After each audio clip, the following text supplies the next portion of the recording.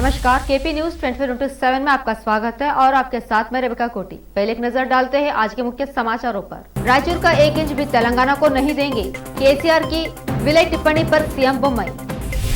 नोएडा में आज गिराया जाएगा ट्विन टावर, 12 सेकंड में विस्फोट से जमींदोज हो जाएगी बिल्डिंग, जाने पल पल का अपडेट। अगस्त में मेरा कार्यालय तिरंगामय हो गया, मन की बात में बोले पीएम मोदी। सड़क हादसे में कार सवार 4 लोग समेत 5 की मौत, सीएम योगी ने जताया शोक। केंद्रीय मंत्री ने राहुल गांधी पर कसा तंज, गुलाम नबी तो अब आजाद हुए लेकिन अमेठी बहुत पहले आजादी हो गई थी। शिवसेना नेता आदित्य ठाकरे के नाम पर ठगी करने की कोशिश, व्हाट्सएप पर डीपी लगाकर मांगे 25,000 रुपए।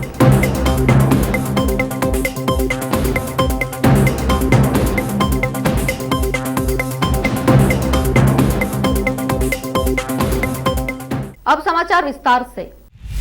कर्नाटक के मुख्यमंत्री बसवराज बोम्मई ने कहा कि किसी कारणवश का 1 इंच भी जमीन दूसरे राज्य को देने का सवाल ही नहीं उठता। वहां अपने तेलंगाना समक्ष के चंद्रशेखर राव के इस दावे पर प्रतिक्रिया दे रहे थे कि कर्नाटक में रायचूर जिले के लोग तेलंगाना राष्ट्र समिति सरकार द्वारा शुरू की गई योजनाओं के कारण तेलंगाना में विलय करना चाहते हैं। केसीआर के दावे को राजनीति से प्रेरित करार देते हुए और तेलंगाना में मुख्य मुद्दों से लोगों का ध्यान हटाने के उद्देश्य से बोम्मई ने केसीआर को तेलंगाना में सुधार पर ध्यान केंद्रित करने की सलाह दी। रायचूर में एक थर्मल प्लांट है, हवाई अड्डा है और अन्य विकास कार्य हो रहे हैं, बहुत प्रगति हो रही है और मैंने इस साल कल्याण कर्नाटक क्षेत्र विकास बोर्ड के तहत पर्याप्त धन दिया है और बहुत सारे अनुदान है।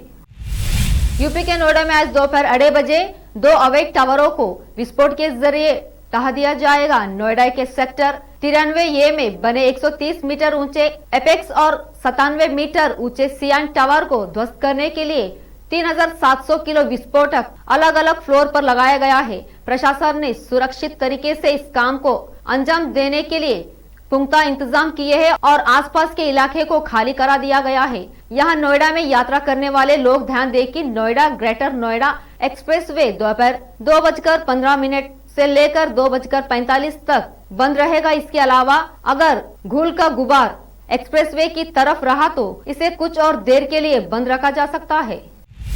आजमगढ़ जिले के बरधा थाना क्षेत्र में एक सड़क हादसे में विंध्याचल देवी की दर्शन कराने जा रहे कार सवार 4 लोगों समेत 5 व्यक्तियों की मौत हो गई। पुलिस रविवार को यहां जानकारी दी। उत्तर प्रदेश के मुख्यमंत्री योगी आदित्यनाथ ने इस हादसे पर गहरा दुख प्रकट किया है। जिले के बरदाहा थाना क्षेत्र के भगवानपुर के समीप दर्शनार्थियों से भारी कार आजमगढ़ इलाहाबाद राजमार्ग पर डिवाइडर से टकराने के बाद पलट गई। इस दौरान कार ने एक बाइक सवार को टक्कर मार दी, जिससे बाइक सवार की घटनास्थल पर ही मौत हो गई, जबकि कार में सवार एक बच्ची समेत 4 लोगों की मौत हो गई। कार सवार एक महिला का उपचार जिला अस्पताल में जारी है। आजमगढ़ के पुलिस अधीक्षक एसपी अनुराग आर्य ने बताया कि शनिवार रात करीब 9 बजे एक कार दर्शनार्थियों को लेकर विंध्याचल धाम दर्शन के लिए जा रही थी। कार जैसे ही बरदाहा थाना क्षेत्र के भगवानपुर पुलिया के समीप पहुंची, अचानक अनियंत्रित हो गई और डिवाइडर से टकरा गई।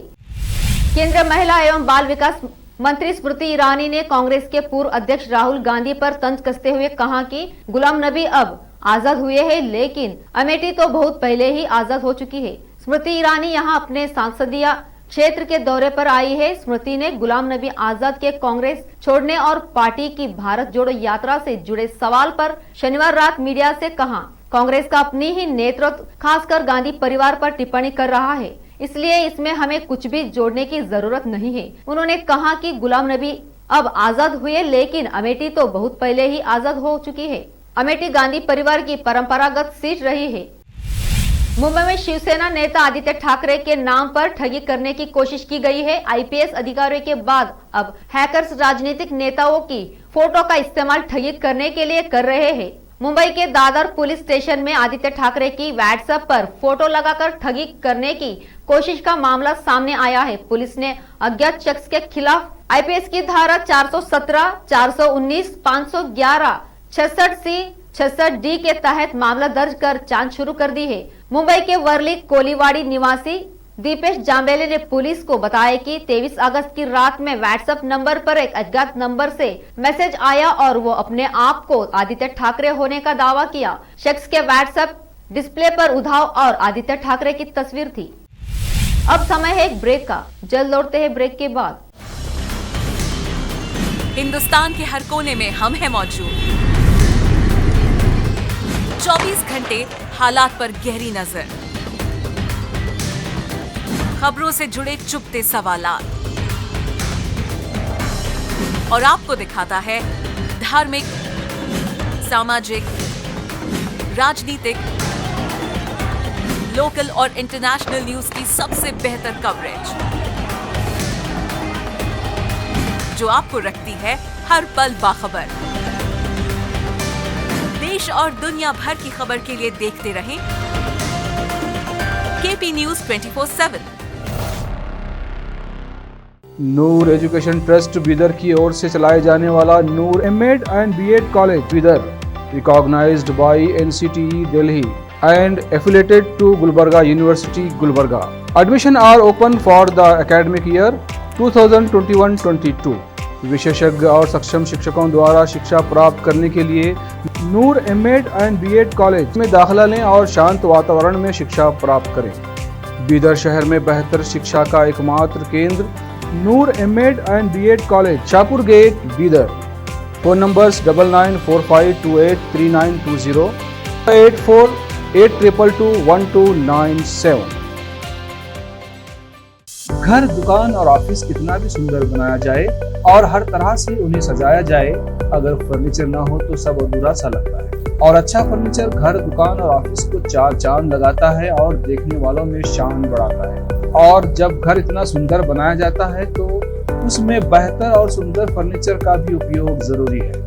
अपने घर, दुकान, ऑफिस के लिए अच्छा और सुंदर और पायदार फर्नीचर और दूसरी चीजों का बीदर शहर में एकमात्र केंद्र है Nikita industries and Nikita furniture showroom, जहां पर एक ही छत के नीचे विभिन्न डिजाइन और विभिन्न रंगों और विभिन्न कंपनियों के पलंग, अलमारी, सोफा सेट, डाइनिंग टेबल, सिंगारदान, ऑफिस काउंटर्स, विभिन्न कलर्स और डिजाइन की कुर्सियां, बहुउपयोगी चौकियां और दूसरी चीजें उपलब्ध हैं। घर, ऑफिस और दुकान बनकर तैयार है और वहां के लिए फर्नीचर का सोच रहे हैं तो देर किस बात की, तुरंत चले आइए।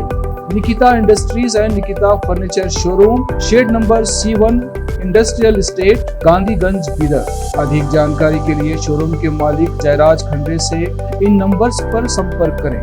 9448128148, 08482227010। ब्रेक के बाद फिर एक बार आपका स्वागत है। देखते हैं आगे के समाचार।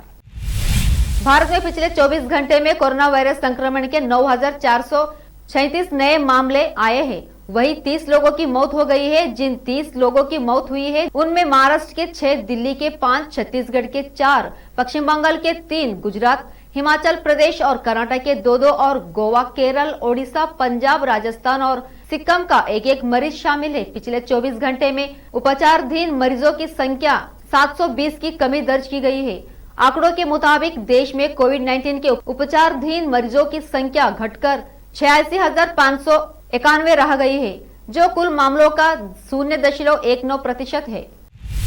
प्रधानमंत्री नरेंद्र मोदी 2 दिनों के गुजरात दौरे पर है। कल उन्होंने अहमदाबाद में साबरमती नदी पर अटल ब्रिज का उद्घाटन किया। इसके बाद पीएम मोदी अपनी मां हीराबा मोदी से मिलने गांधीनगर पहुंचे। रायसन इलाके स्थित उनके आवास पर मुलाकात की। समाचार एजेंसी पीटीआई के अनुसार उनके छोटे भाई पंकज मोदी ने कहा कि पीएम मोदी ने देर शाम अपनी मां से मुलाकात की और अहमदाबाद में खादी उत्सव कार्यक्रम में हिस्सा लेने के बाद उनके साथ लगभग आधा घंटा बिताया। प्रधानमंत्री आज भी कई कार्यक्रम में शामिल होने वाले हैं। प्रधानमंत्री नरेंद्र मोदी ने हाल ही में इस साल 18 जून को हीराबा मोदी से उनके 100वें जन्मदिन के अवसर पर मुलाकात की थी। इस मौके पर उन्हें समर्पित करते हुए एक ब्लॉग पोस्ट भी लिखा था। जम्मू कश्मीर की राजनीति में चुनावी आहट सुनाई देने लगी है। कांग्रेस से उसके वरिष्ठ नेता गुलाम नबी आजाद का जाना और उसी समय भाजपा के राज्य कोर ग्रुप का गृह मंत्री अमित शाह के साथ बैठक इसके संकेत है। हालांकि विधानसभा चुनाव होने में अभी समय है, लेकिन भावी सत्ता के लिए समीकरणों की तैयारी आकर लेती दिखने लगी है। जम्मू कश्मीर को विशेष दर्ज वाले अनुच्छेद 370 की समाप्ति और राज्य में विभाजन के बाद लद्दाख और जम्मू कश्मीर 2 अलग केंद्र शासित प्रदेश बनने से जम्मू की सियासत काफी बदल गई है। संयुक्त जम्मू कश्मीर में वैचारिक दूर विरोधी पीडीपी के साथ मिलकर सत्ता का स्वाद चख चुकी भाजपा यहां पर एक बार फिर से नए स्वरूप वाले जम्मू कश्मीर में सत्ता हासिल करने की कोशिश में है। एशिया कप में भारत और पाकिस्तान के बीच रविवार यानी कल दुबई क्रिकेट ग्राउंड पर महामुकाबला होने वाला है। इस टूर्नामेंट में भारत अपने अभियान का आगाज पाकिस्तान के खिलाफ मैच से करेगा। क्रिकेट फैंस इस मुकाबले को काफी रोमांचित है। इस क्रम में कांग्रेस पार्टी महासचिव प्रियंका गांधी वाड़ा ने भी पाक के खिलाफ मैच के लिए टीम इंडिया को शुभकामनाएं दी है। साथ ही प्रियंका ने कराची में भारत पाकिस्तान क्रिकेट मैच का एक किस्सा भी साझा किया। कांग्रेस लीडर प्रियंका गांधी वाड़ा ने अपने आधिकारिक ट्विटर हैंडल पर 33 सेकंड का एक वीडियो पोस्ट किया है। इसमें उन्होंने एशिया कप के लिए पाकिस्तान के खिलाफ मैच से पहले भारतीय क्रिकेट टीम को शुभकामनाएं दी है। साथ ही भारत पाकिस्तान मैच का एक किस्सा सुनाया। पाकिस्तान में विनाशकारी बाढ़ का तांडव जारी है। इस आपदा में मरने वालों की संख्या 1000 से अधिक हो गई है। राष्ट्रीय आपदा प्रबंधन प्राधिकरण की ओर जारी आंकड़ों के मुताबिक देश के विभिन्न हिस्सों में मूसलाधार बारिश के कारण आई बाढ़ से अब तक 100 से हजारों से अधिक लोगों की जान जा चुकी है और 1527 लोग घायल हुए हैं। वहीं 7,19,558 पशुओं की भी मौत हो चुकी है। पिछले 24 घंटे में ही 119 लोगों की मौत हुई है, जबकि 71 लोग घायल हुए हैं। बीते 24 घंटे में सिंध प्रांत में 76, खैबर पख्तूनख्वा में 31, गिलगिट बाल्टिस्तान में 6, बलूचिस्तान में 4 तथा पीओके में 1 व्यक्ति की मौत हुई है। एनडीएमए के मुताबिक पूरे पाकिस्तान में 3,451.5 किलोमीटर सड़क क्षतिग्रस्त हो गई है और 139 पुल ढह गए हैं, जबकि 170 दुकानें नष्ट हो गई है। वहीं करीब 10 लाख से अधिक घर पूर्ण अथवा आशंका रूप से क्षतिग्रस्त हुए हैं। बॉलीवुड एक्ट्रेस लारा दत्ता ने सोशल मीडिया पर अपनी नो मेकअप लुक वाली फोटो पोस्ट की है। एक ही पोस्ट में उन्होंने 2 तस्वीरें डाली है। पहली फोटो में लारा दत्ता पूरी तरह बिना मेकअप के नजर आ रही है, जबकि दूसरी फोटो में उन्होंने मेकअप किया हुआ है। बता दें कि इन दिनों में मेकअप का लुक वाली तस्वीरें शेयर करने का एक चलन सा चल गया है। इससे पहले कई बड़ी एक्ट्रेस अपने बिना मेकअप वाली तस्वीरें शेयर करके फैंस को सरप्राइज कर चुकी है। फिर से एक नजर डालते हैं मुख्य समाचारों पर। रायचूर का 1 इंच भी तेलंगाना को नहीं देंगे, केसीआर की विलय टिप्पणी पर सीएम बोम्मई। नोएडा में आज गिराया जाएगा ट्विन टावर, 12 सेकंड में विस्फोट से जमींदोज हो जाएगी बिल्डिंग, जाने पल पल का अपडेट। अगस्त में मेरा कार्यालय तिरंगामय हो गया, मन की बात में बोले पीएम मोदी। सड़क हादसे में कार सवार 4 लोग समेत 5 की मौत, सीएम योगी ने जताया शोक। केंद्रीय मंत्री ने राहुल गांधी पर कसा तंज, गुलाम नबी तो अब आजाद हुए लेकिन अमेठी बहुत पहले आजादी हो गई थी। शिवसेना नेता आदित्य ठाकरे के नाम पर ठगी करने की कोशिश, व्हाट्सएप पर डीपी लगाकर मांगे 25,000 रुपए।